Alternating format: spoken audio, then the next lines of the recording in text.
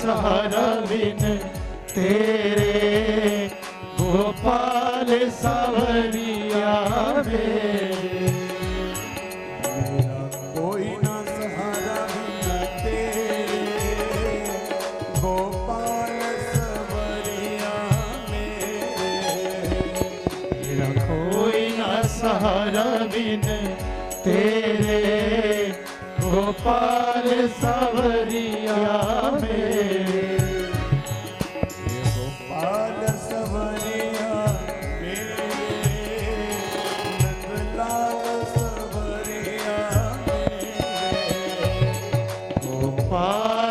सवरिया मेरे, नंदलाल सवरिया मेरे। गोपाल सवरिया मेरे, नंदलाल सवरिया मेरे।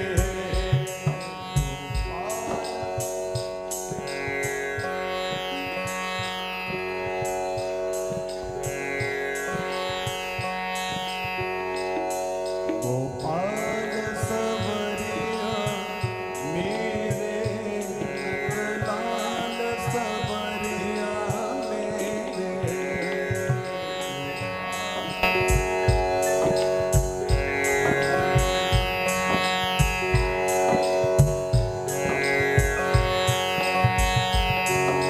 कि कन्हैया कोई करो जरो कर पुकारा, कि कन्हैया कोई करो जरो कर पुकारा। कहा उनसे जैसा हूँ अब हूँ तुम्हारा। वो बोले कि साधन किए क्या है तूने, वो बोले कि साधन किए क्या है तूने।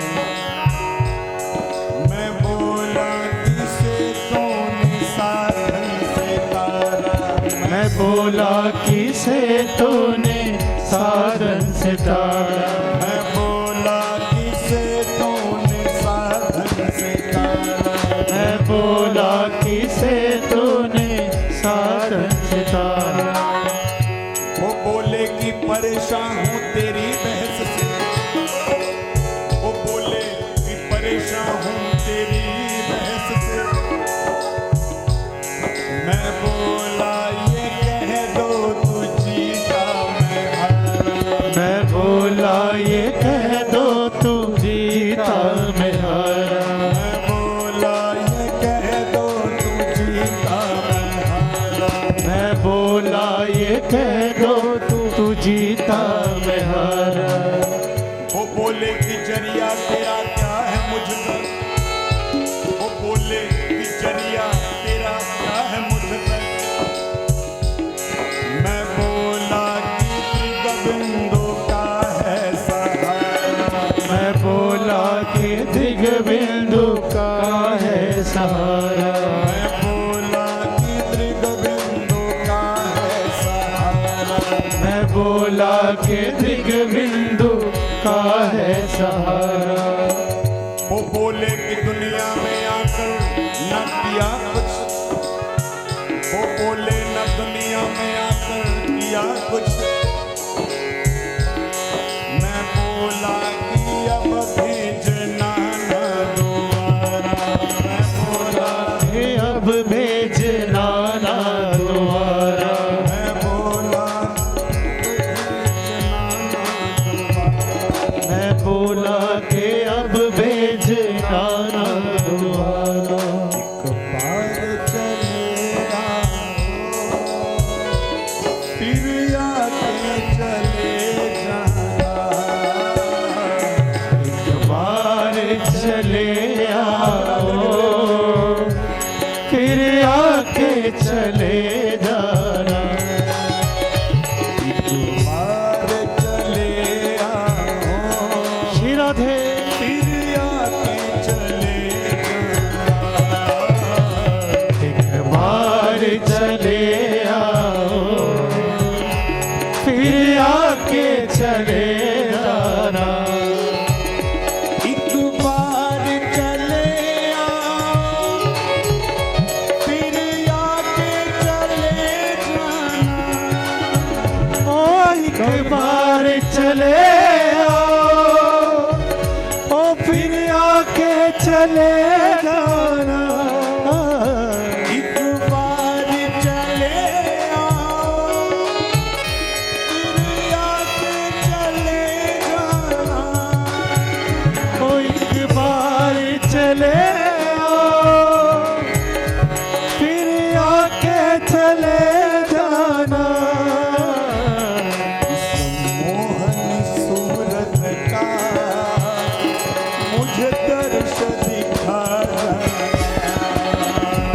इस मोहनी मूर्ति का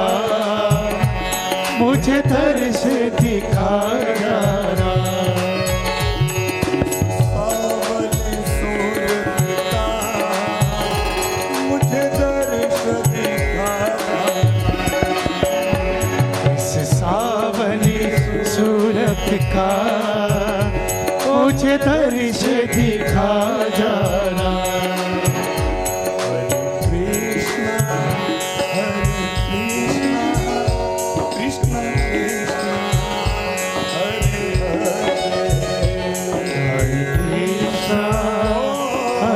कृष्णा कृष्ण कृष्णा हरे हरे।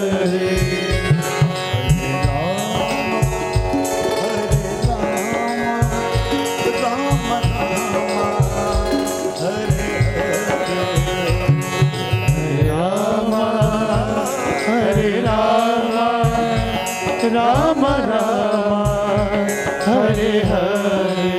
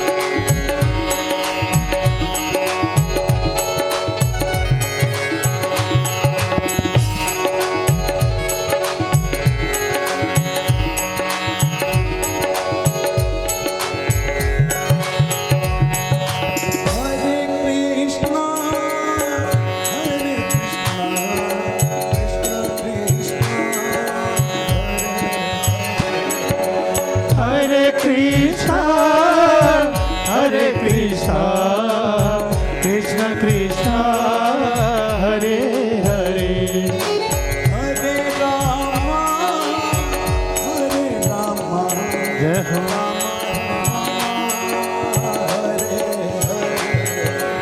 हरे राम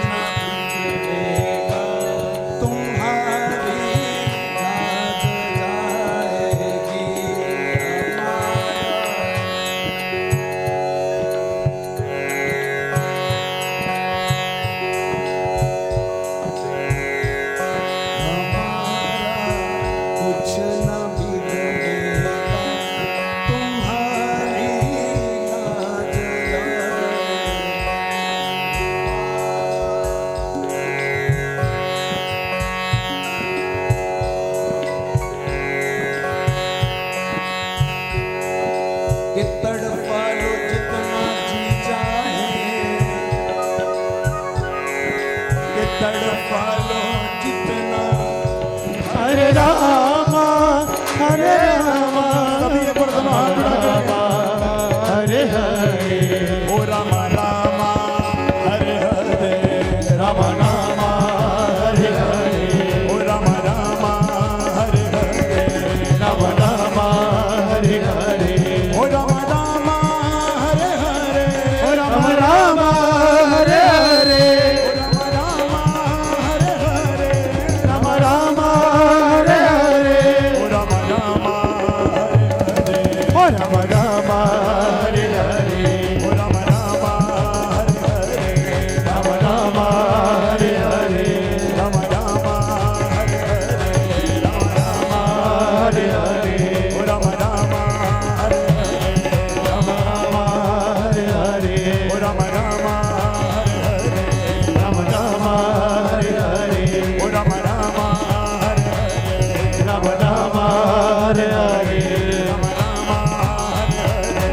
राम राम हरे हरे ओ राम राम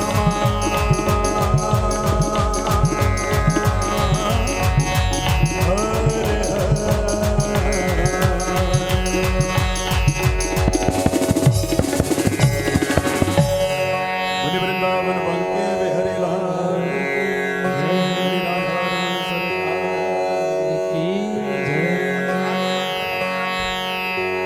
वृंदावन बंके वर्णन चल रहा था गोवर्धन की लीला को विश्राम हुआ। गोवर्धन की लीला के बाद भगवान के धीरे-धीरे समय बढ़ गया। डिग्री के बाद भाई कमीशन होगा, कोई इंटरव्यू होगा, और अगर उसको पास करते हो पर्सनल इंटरव्यू होगा, आपके मार्क्स देखे जाएंगे, आपकी पोजीशन देखी जाएगी, तनिक चिंतन करना, उसमें भी मेरिट बनेगी। और जिस मेरिट में अगर आप टॉप 10 में या टॉप 20 जैसे भी जितनी सीट्स हैं उतने में अगर आप आते हो तो आप नौकरी के हकदार बनते हो, नहीं तो फिर से परीक्षा देनी होगी। नोट करना, ये मात्र गोपी एक डिग्री है, ना कि कोई शरीर है। और ये डिग्री कैसे कैसे किन किन लोगों को प्राप्त हुई तो जाने। राम कथा में आप लोगों ने श्रवण किया होगा, ये तब की बात है जब भगवान राम जी को 14 वर्षों का वनवास मिला और राम जी दंडकारण्य वन में जाकर के पहुंचे, सीता का हरण हो गया। और जब सीता का हरण हुआ तो राम रोते बिलखते जंगलों से निकल करके जा रहे हैं। मानस कहती है, हे खग मृग हे मधुकर श्रेणी, तुम देखती सीता मृग नहीं। राम रोते बिलखते, हे वृक्षों, हे पत्तों, हे लताओं, हे पहाड़ों, हे नदियों, मेरी सीता कहाँ चली गई? हाँ सीता, हाँ सीता, हाँ सीता, विलाप करते भगवान जा रहे हैं। जब रोते बिलखते भगवान जंगलों से जा रहे थे ना, वृक्षों से, अरे क्या आपने मेरी सीता को देखा? लताओं से, आपने मेरी सीता को देखा? पत्तों से पूछ रहे हैं, झरनों से पूछ रहे हैं, नदियों से पूछ रहे हैं, पहाड़ों से पूछ रहे हैं, विरह में रोते बिलखते जा रहे हैं। जब भगवान जंगल में रोते बिलखते निकल करके जा रहे थे, दंडकारण्य वन में जाकर के पहुंचे। भाई मैंने पहले भी कहा है, भगवान के रोने का कारण है, पहला कारण भगवान के रोने का तो तनिक चिंतन करना। भगवान अपनी एक गलती का पश्चाताप करने के लिए रोए हैं दंडकारण्य वन में, और कुछ नहीं। भगवान दंडकारण्य वन में अपनी एक गलती को सुधारने के लिए, पश्चाताप करने के लिए रोए हैं। और वो कौन सी गलती का पश्चाताप है तो जानिए। ये उस समय की बात जब विश्वामित्र जी के संग राम और लक्ष्मण जनक जी की नगरी की ओर बढ़कर के जा रहे थे। गौतम जी की कुटिया के बाहर शिला रूप में परिणित हुई, नाम अहिल्या, गौतम की पत्नी, जिसको गौतम जी ने कहा था राम के चरणों की रज तेरे ऊपर गिरेगी तो उद्धार होगा। आज भगवान जब वहां से निकल करके गए, उस शिला ने पुकार करी है, चरण कमल रज चाहती अब कृपा करो रघुबीर। भगवान के चरण कमलों की रज की याचना करी तो भगवान के चरणों की धूली से पत्थर का उद्धार हो गया, फिर से स्त्री रूप में परिणित हुई, मोक्ष मिला है। ये बात द्विधा अर्थ लेकर के चली। हर एक विषय को हम दो भागों में लेकर के चलते हैं, साधारण भाव में और कहीं ना कहीं कुछ गलत भाव में लेकर के चलते हैं।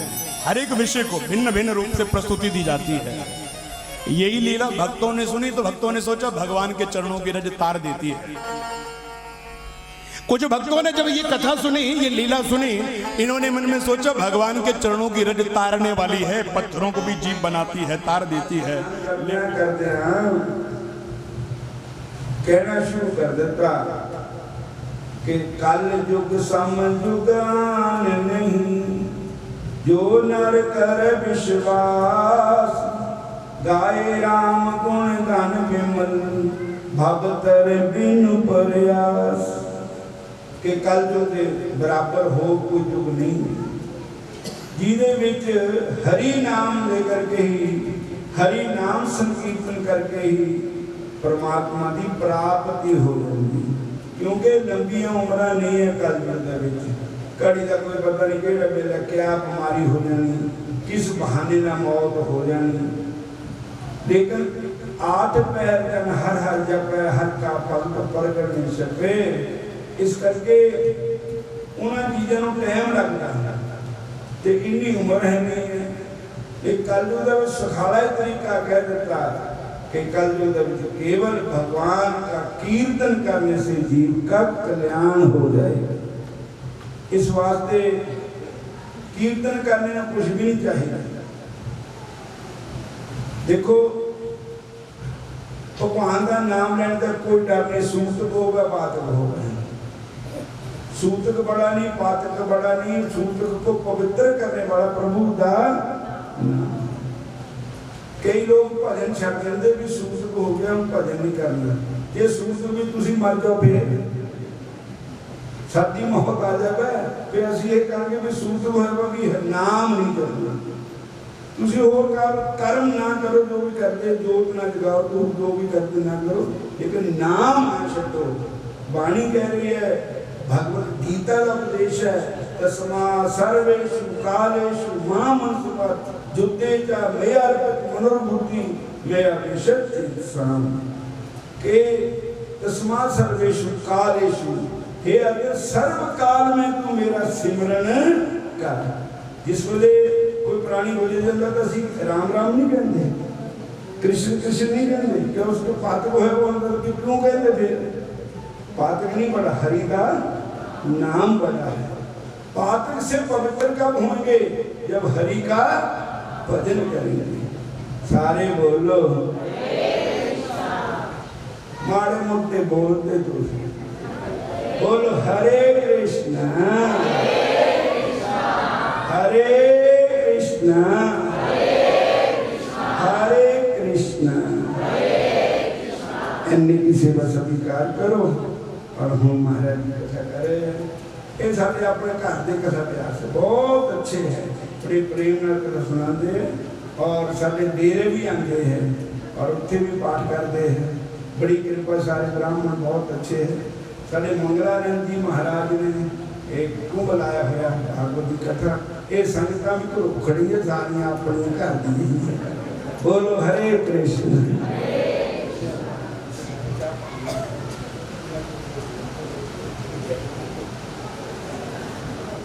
मुझे प्यारे हैं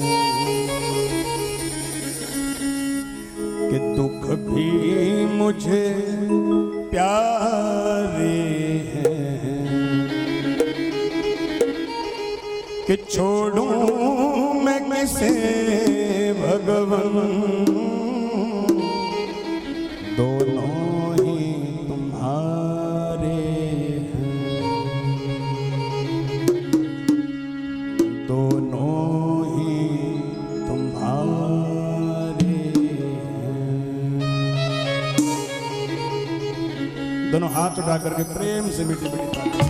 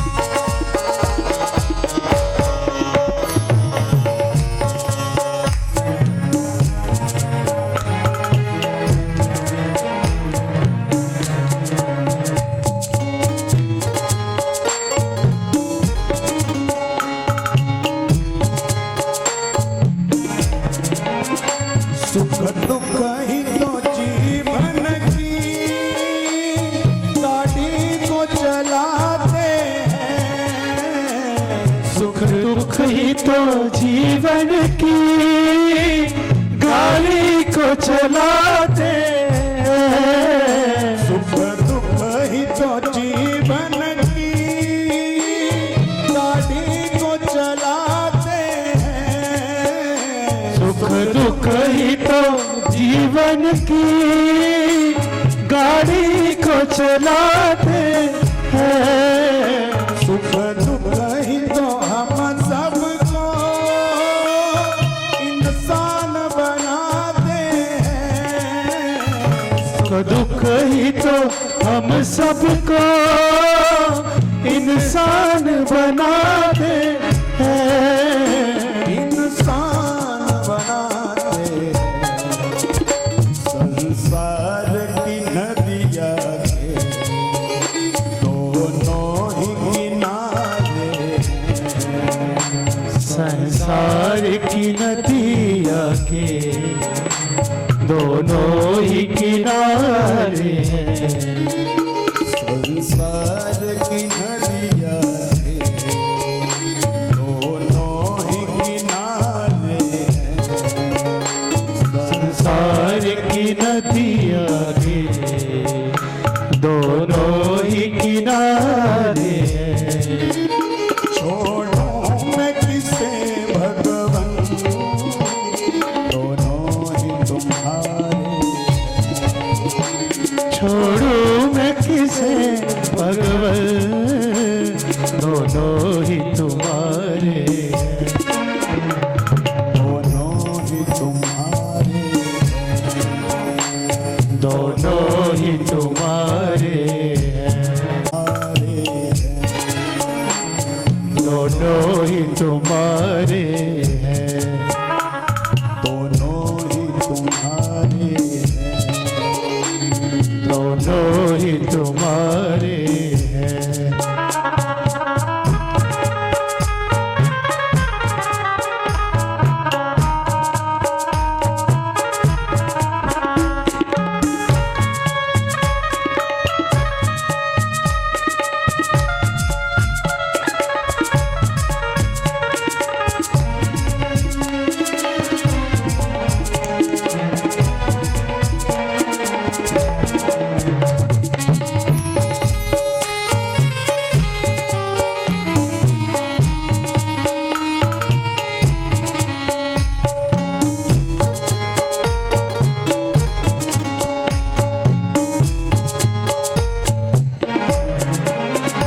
सुख में तेरा शुक्र करूं, दुख में फरियाद करूं। सुख में तेरा शुक्र करूं, दुख में फरियाद करूं। सुख में तेरा शुक्र करूं, दुख में फरियाद करूं। सुख में तेरा शुक्र करूं, दुख में फरियाद करूं। जिस हाल में रखे मुझे उस हाल में याद करूं। जिस हाल में रखे मुझे उस हाल में याद करूं। जिस हाल में रखे मुझे उस हाल में याद करूं। जिस हाल में रखे मुझे उस हाल में याद करूं। उस हाल में याद करूं। यादों में तेरी मैंने ये गीत सजोए हैं। यादों में तेरी मैंने ये गीत सजोए हैं। छोड़ूं मैं किसे भगवन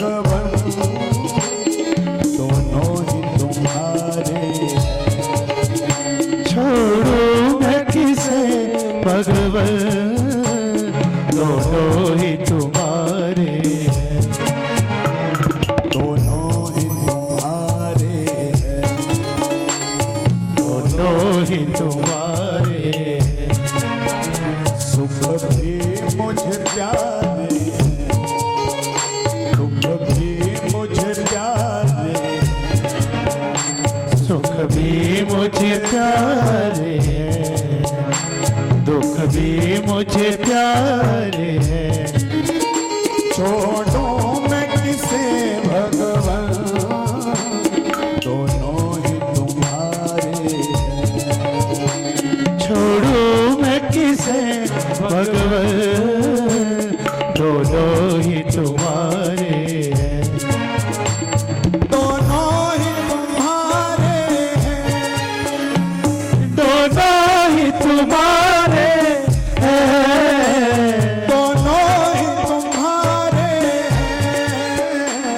दोनों ही तुम्हारे हैं। ओ,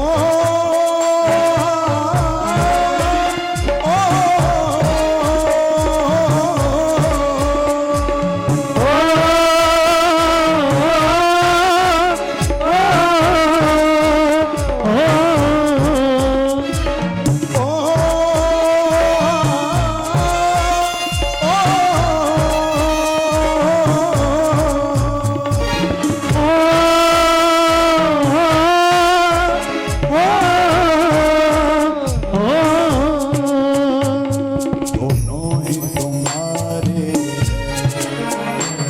दोनों ही तुम्हारे हैं, दोनों ही तुम्हारे हैं, दोनों ही तुम्हारे हैं।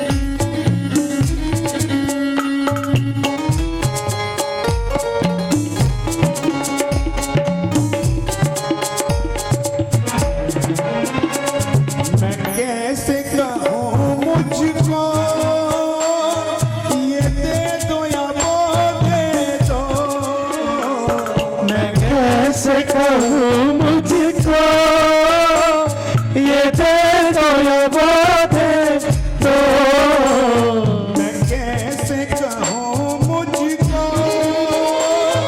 ये दे दो या वो दे दो, मैं कैसे कहूँ मुझको ये दे दो या वो दे दो, जो तेरी मर्जी है मर्जी से वो दे दो, जो तेरी मर्जी है मर्जी से वो दे दो, जो तेरी मर्जी है मर्जी से वो दे दो, जो तेरी मर्जी है मर्जी से वो दे दो, मर्जी से वो दे दो।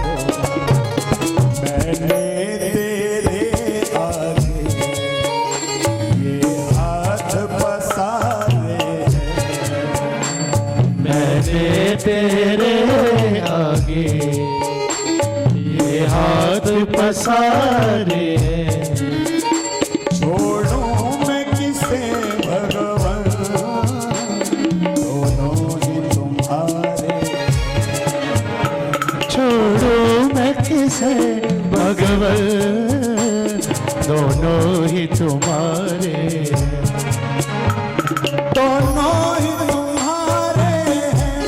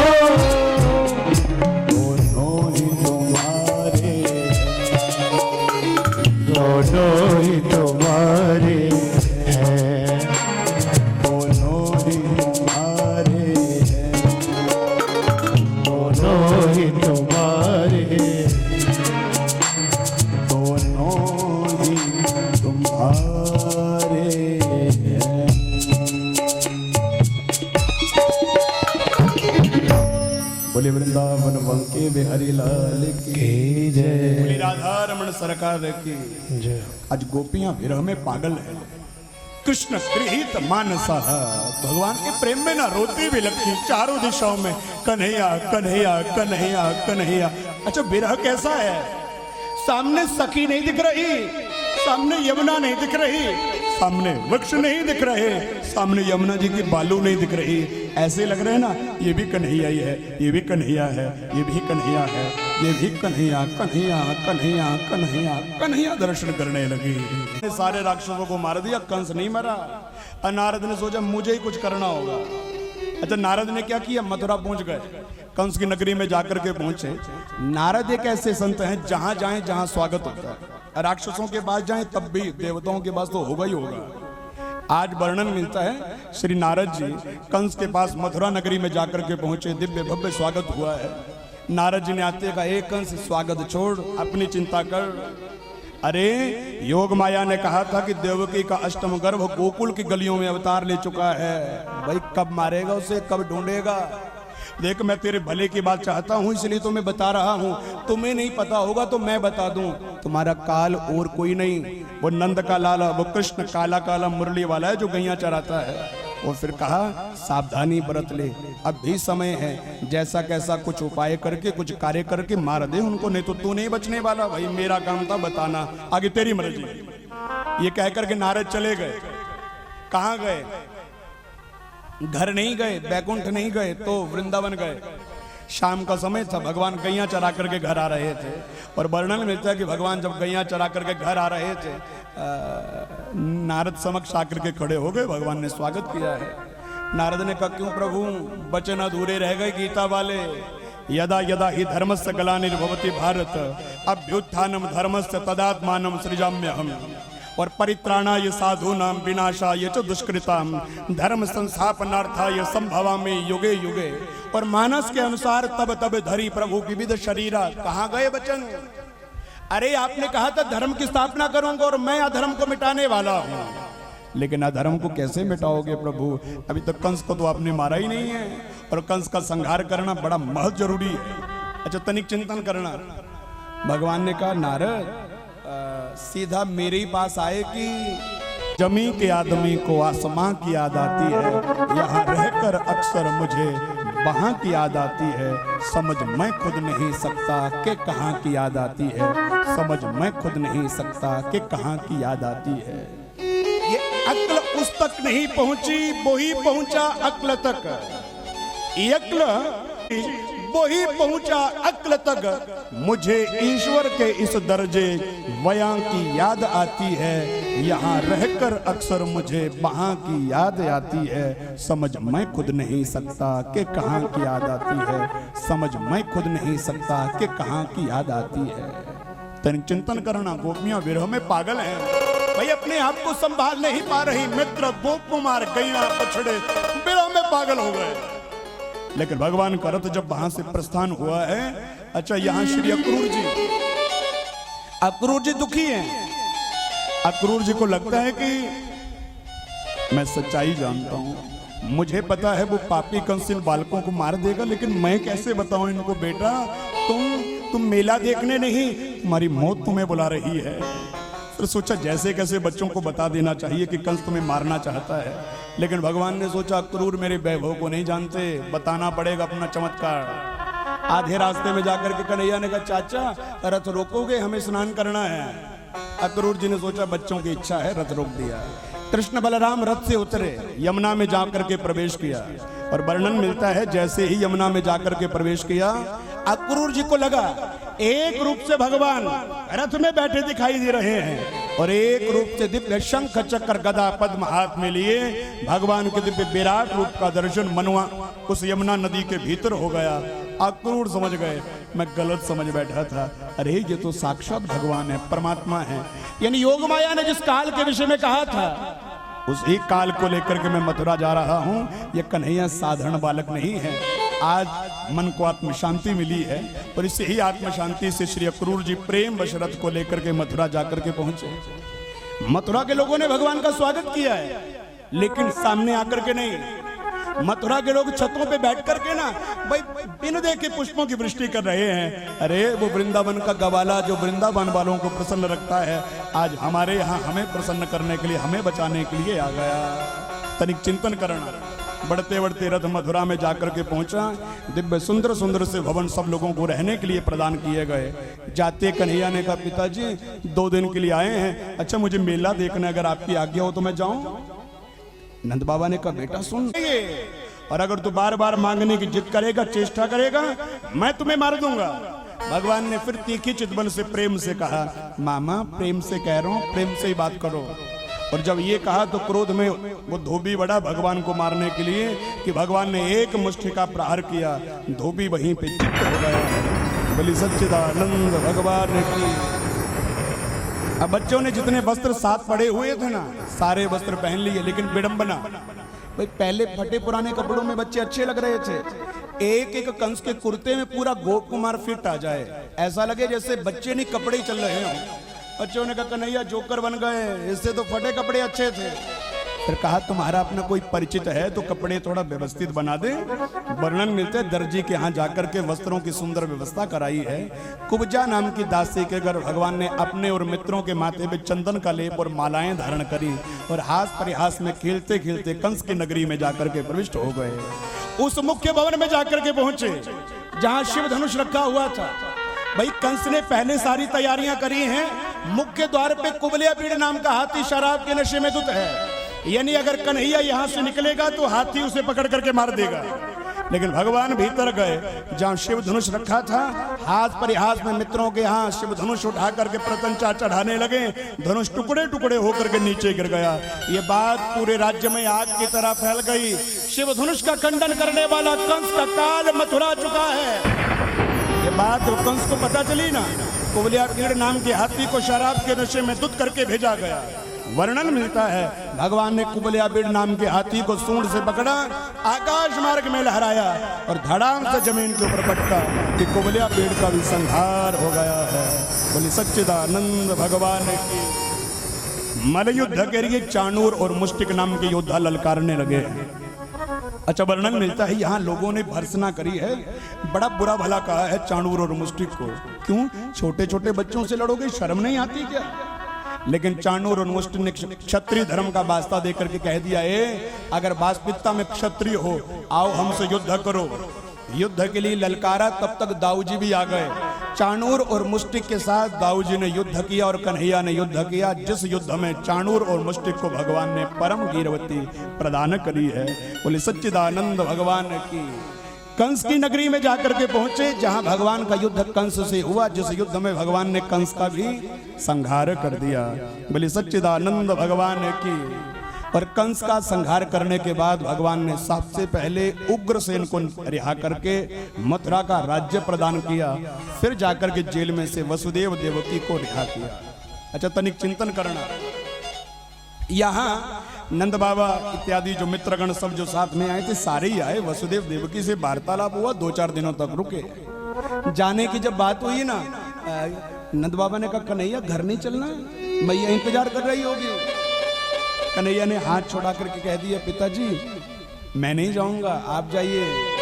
अरे आज पता चला मेरे जन्मदाता माता पिता वास्तविकता में आप दोनों नहीं, ये वसुदेव और देवकी हैं। कितने दिनों तक मेरे विरह में जेल में बंद रहे, कुछ दिनों तक यहाँ रह लूं, फिर लौट आऊंगा। आप जाकर के मैया को कहना कन्हैया तुम्हें याद करते हैं, जल्दी लौट करके आएगा। ये कह करके नंद बाबा को मित्रों सहित भेज दिया गया। अच्छा, तनिक चिंतन करना। इस ही विषय अंतराल में जरासंध बार बार युद्ध करने के लिए आया भगवान से, लेकिन उधर भगवान का एक परम मित्र नाम उद्धव, ये उद्धव भगवान का संग तो करता है, लेकिन भगवान को जैसी श्रेणी के भक्त चाहिए उद्धव में वैसी योग्यता नहीं है। तो उद्धव काशी में पढ़ा, वेद वेदांतों का ज्ञाता है, लेकिन भगवान ने कहा भाई मुझे वेद अच्छे नहीं लगते, मुझे तो प्रेम अच्छा लगता है। लेकिन मन में सोचा कि उद्धव बात बात पे मेरी बातों को काटता है। एक दिन भगवान रूठ करके बैठ गए, भोजन नहीं किया। मैया ने बड़ा समझाया देवकी ने, लेकिन जब कन्हैया नहीं माने, मैया ने उद्धव से कहा, उद्धव तुम्हारा मित्र है, तुम्हारी बात मानता है, मनाओ, जाकर के समझाओ उसे क्या कहना चाहता है। तनिक चिंतन करना। उद्धव भगवान के पास आकर के पहुंचे।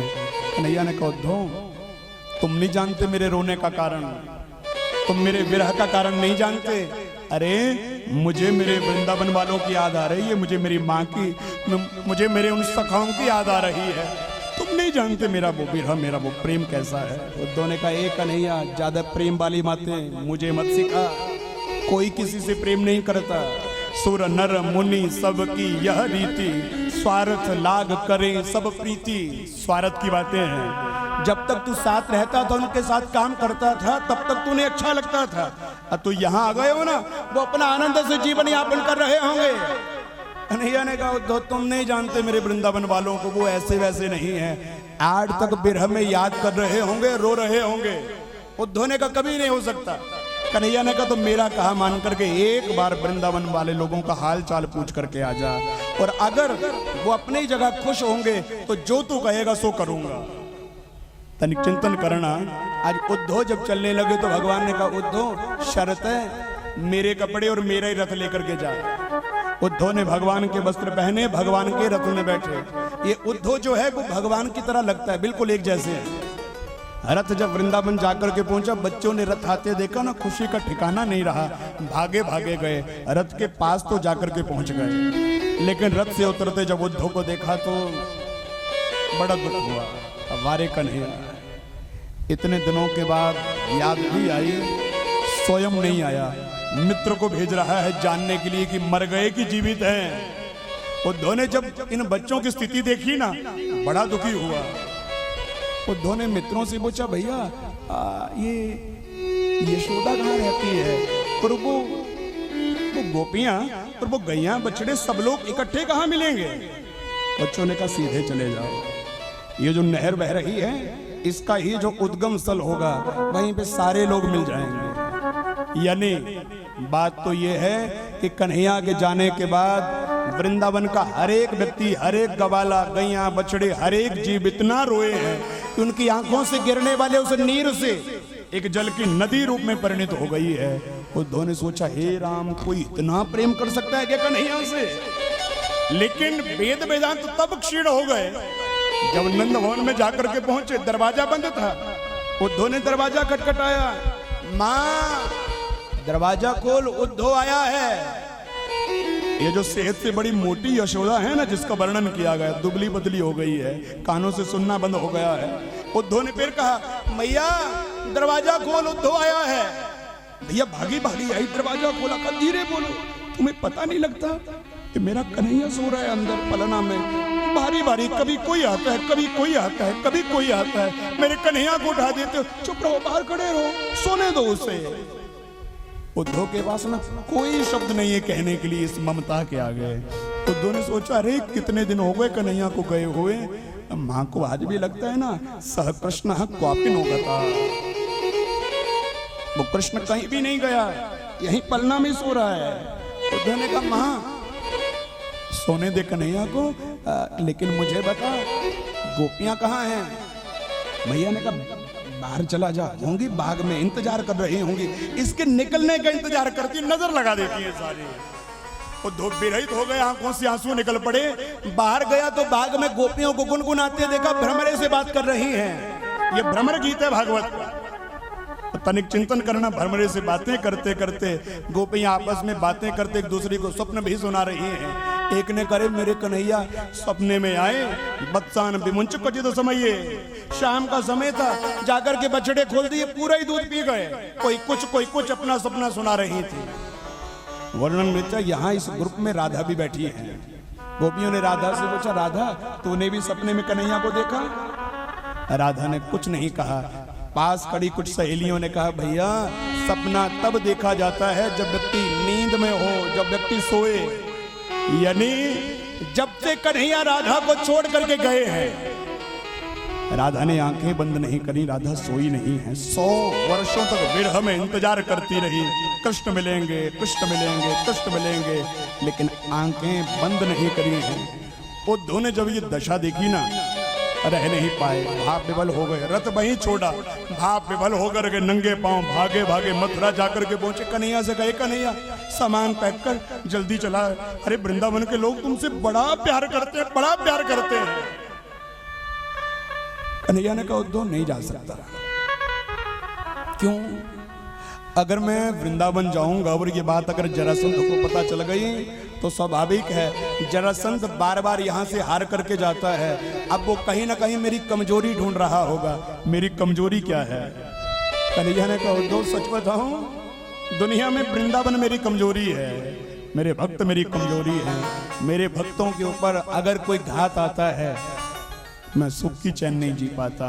अगर उसको पता चल गया ना कि वृंदावन वाले लोगों में मेरे प्राण रहते हैं, मेरी आत्मा रहती है, उनको नुकसान पहुंचाएगा। मैं नहीं चाहता, वो बेचारे बड़े भोले भाले हैं, इसलिए उनको ना उसी सुख में रहने दो, चाहे कुछ भी हो जाए, लेकिन उनकी जिंदगियां संकट में नहीं डालना चाहते।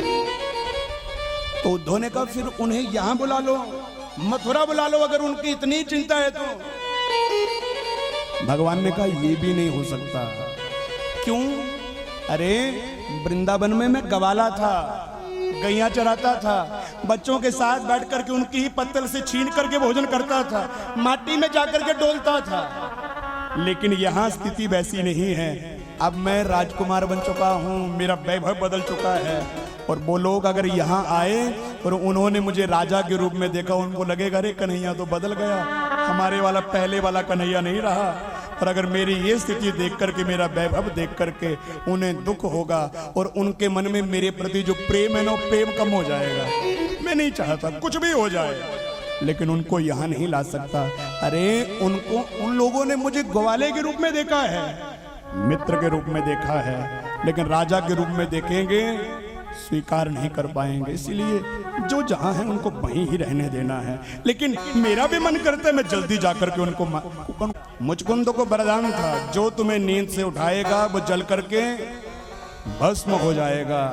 आज पांव में जब प्रहार किया, मुचकुंद ने मुख के ऊपर से वस्त्र उठाया, सामने देखा काल यवन, और काल यवन जल करके भस्म हो गया है।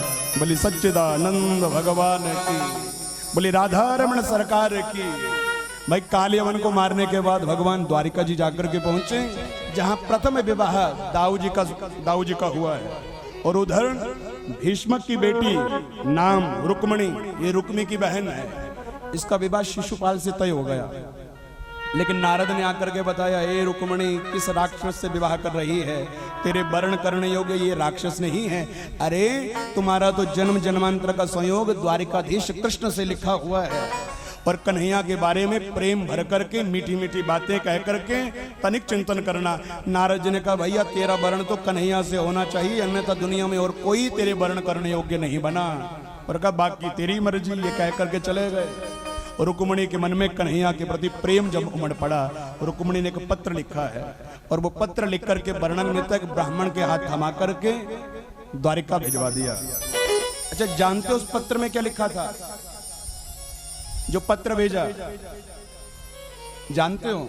नहीं जानते? जानना चाहते हो? कौन कौन जानना चाहते हैं? हाथ उठाओ। हे राम, अरे आपको इतना पता नहीं, पति पत्नी का पत्र नहीं पढ़ना चाहिए। अब रुक्मणी अपने पति को कुछ भी लिखे, हमें क्या है? लेकिन फिर भी एक कवि ने बड़ा सुंदर भाव कहा है कि हर फैसला होता नहीं सिक्का उछाल के, कि हर फैसला होता नहीं सिक्का उछाल के, ये दिल का मामला है जरा देखभाल के। कि हर फैसला होता नहीं सिक्का